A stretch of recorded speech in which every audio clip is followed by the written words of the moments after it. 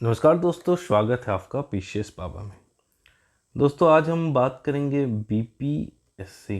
ठीक है, अभी जो आपका बीपीएससी एग्ज़ाम होने वाला है 13-14 आपका 13 तारीख जो दिसंबर में वो आपको प्रोजेक्टेड डेट दिया गया है। उससे रिलेटेड आज एक मीटिंग हुई थी। ठीक है, ये बहुत ही इम्पॉर्टेंट वीडियो है क्योंकि जब तक आपका एग्ज़ामिनेशन सिस्टम फेयर नहीं हो, सही नहीं हो, तो आप लाख सर पटक लो, लाख पढ़ लो, सिलेक्शन नहीं होगा। तो ये वीडियो बहुत ही इम्पोर्टेंट आपके अवेयरनेस के लिए, क्योंकि अभी पर त्यौहार के चक्कर में या फिर पढ़ाई के चक्कर में किसी भी रीज़न के चलते आप जो डेवलपमेंट हो रही है आयोग के अंदर, बाकी क्या गुटबाजी चल रही है, बाकी क्या षड्यंत्र चल रहा, उन सब चीज़ों को जानना बहुत ही ज़रूरी है आपके लिए। ठीक है, तो आज एक मीटिंग हुई थी टीचर्स और बीपीएससी के बीच में, और मेन एजेंडा, बाकी तो एजेंडा थे ही उसमें, जैसे कि टाइम टू टाइम मतलब आपका जो ओटीआर नहीं आ पा रहा तो वो 1-2 दिन में प्रॉब्लम सॉल्व हो जाएगी, उस पर बात किया गया है। और साथ ही एग्ज़ामिनेशन फेयर कंडक्ट होगा, अलग अलग सेट्स में पेपर आएंगे, तो उन सब चीज़ों पे बात हुई थी।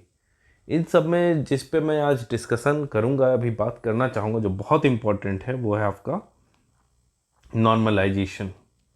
ठीक है, तो नॉर्मलाइजेशन सबसे पहले समझते हैं क्या होता है। नॉर्मलाइजेशन मतलब कि आपका अगर सेम डे 3-4 सेट हो रहा तो उससे कंपेयर करके जिनका क्वेश्चन टफ आया है उनको उसमें बेनिफिट मिलता है। ठीक है, और ये बहुत ही अनफेयर मीन्स है। आप देखिएगा एसएससी में ऑलरेडी इस पे बवाल मच रहा है। जेपीएससी तो नहीं, झारखंड के 1-2 एग्जामिनेशन है उसमें नॉर्मलाइजेशन हुआ था, उससे इतना बड़ा गेम हुआ है। हाल ही में जेएसएससी जो कंडक्ट कराती है डिप्लोमा का, जेई का एग्ज़ाम हुआ तो उसमें नॉर्मलाइजेशन के थ्रू 150 नंबर बढ़े थे। मजाक नहीं कर रहा हूँ, आप देख लीजिएगा 150+ नंबर बढ़ गए थे नॉर्मलाइजेशन के थ्रू। तो आप समझ सकते हैं कि नॉर्मलाइजेशन एक कितना बड़ा सोर्स हो सकता है करप्शन का। फ्री हैंड मिल सकता है आयोग को अगर नॉर्मलाइजेशन करे तो, समझ रहे हैं आप। और इसमें जो स्टूडेंट है उनको घाटा होगा, क्योंकि ये फील्ड पूरा उटपटांग हो जाता है। हो सकता है आपने बहुत अच्छा पढ़ाई की, क्वेश्चन भी सॉल्व किया, लेकिन नॉर्मलाइजेशन के शिकार हो गए और अच्छे अच्छे स्टूडेंट का भी सिलेक्शन नहीं हो रहा, और इसमें कोई एवरेज स्टूडेंट का भी सिलेक्शन हो जाता है। मतलब जो पेपर है उसमें स्टूडेंट का जो परफॉर्मेंस है वो आपका सिलेक्शन डिसाइड करेगा।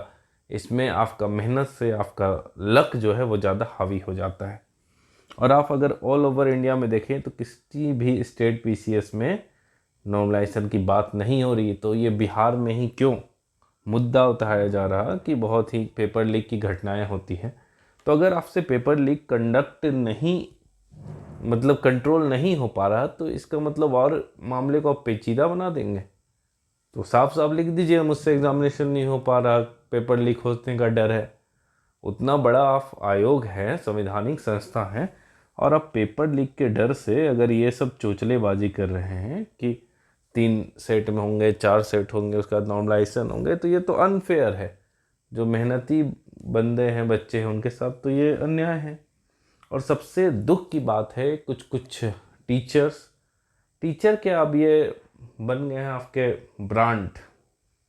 ठीक है, अब ये टीचर नहीं रहे हैं, ये बहुत बड़े आदमी बन गए हैं जिनका उठना बैठना पॉलिटिशियन के साथ है, घूमना फिरना पॉलिटिशियन के साथ है। इन्होंने नॉर्मलाइजेशन को सपोर्ट कर दिया वहाँ, और वहाँ चेयरमैन साहब की ही गुणगान, बीपीएससी की ही गुणगान करने लगे। ऐसा लग रहा था कि वे स्टूडेंट के पक्ष से नहीं हैं बल्कि आयोग के पक्ष से हैं। कि कोई भी टीचर जो इस चीज़ को देख रहा, समझ रहा, वो किसी हाल में इस नॉर्मलाइजेशन को सपोर्ट नहीं करेगा। और आज तक अभी तक कितने एग्ज़ाम हुए बीपीएससी के, पेपर लीक तो आपका एक बार हुआ कैंसिल। ठीक है, लेकिन उसके डर से आप नॉर्मलाइजेशन का जो चोचला फेंक रहे हो, ये तो गलत बात है ना।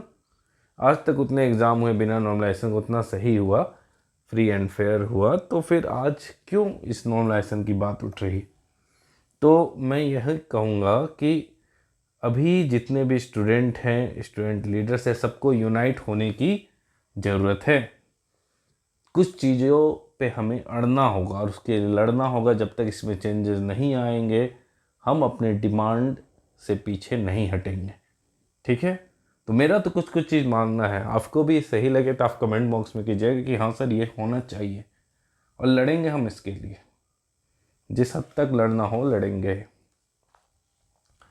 तो क्या क्या हम कर सकते हैं? सबसे पहला कि नॉर्मलाइजेशन आप किसी हाल में नहीं करेंगे। हम किसी हाल में इस नॉर्मलाइजेशन को सपोर्ट नहीं करेंगे, क्योंकि ये बहुत ही गोल्डन अपॉर्चुनिटी, इतना सीट आया है और हमारा कैरियर, हमारा फ्यूचर नॉर्मलाइजेशन के हत्थे नहीं चढ़ना चाहिए। ठीक है, कोई नॉर्मलाइजेशन नहीं होगा, सिंगल शिफ्ट होगा, एक ही पेपर होगा, सारे क्वेश्चन सेम होंगे, आपको सीक्वेंस इधर उधर करना है तो कीजिए, नो इशू। ठीक है, दूसरा कि ये स्टेट पीसीएस का एग्ज़ाम है। आप देखेंगे कि कई सारे स्टेट पीसीएस ने बैरियर लगा रखा है, उन्होंने अपने जो स्टेट की क्वेश्चन है उसको बढ़ाया है। तो आप जब बीपीएससी ले रहे हैं तो आप यूपीएससी तो है नहीं कि आप यूपीएससी लेवल करके हवा बनाते चले। अगर स्टेट पीसीएस में ले रहे हैं तो स्टेट का जो आपका जीके होना चाहिए, जैसे बिहार का जीके, उसको आपको बढ़ाना चाहिए। ठीक है, तीसरा आपको प्री और मेंस के बीच में कम से कम 4 महीने देने चाहिए, 4 मंथ प्री और मेंस के बीच में। ठीक है, और उसके बाद करेंटली तो अभी यही 3 चीज़ हमारा डिमांड होना चाहिए, क्योंकि बहुत ज़्यादा जब आप डिमांड रखने जाते हैं तो मेन चीज़ वो छुप जाता है। तो 3 चीज़ पे हमें अड़ना होगा और इसके लिए लड़ना होगा। किसी हाल में हम नॉर्मलाइजेशन को नॉर्मलाइजेशन के लिए तैयार नहीं होंगे। नेक्स्ट मीटिंग हमारा 15 नवंबर को रखा हुआ है, उसमें पूरी की पूरी संख्या के साथ हमें जाना है और शांतिपूर्वक संवैधानिक तरीके से अपने बातों को रखना है। स्टेट जीके का आपको वेटेज बढ़ाना होगा। ठीक है, आपको पेपर जो टफ करना है कीजिए, लेकिन स्टेट जीके का आपको वेटेज बढ़ाना होगा। ठीक है, 150 आप क्वेश्चन पूछ रहे हैं, इतना ज़्यादा क्वेश्चन पूछ रहे हैं, तो उसमें आपको कोशिश करना होगा कि स्टेज की जो क्वेश्चन है उसको बढ़ा दें। उसके बाद 4 महीने का कम से कम टाइम देना होगा। ठीक है, तो ये सब इम्पॉर्टेंट चीज़ है जिसके लिए हमें खड़ा रहना होगा, और अगर हम इसके लिए लड़ते हैं तो अंततः विजय हमारी ही होगी और होनी भी चाहिए।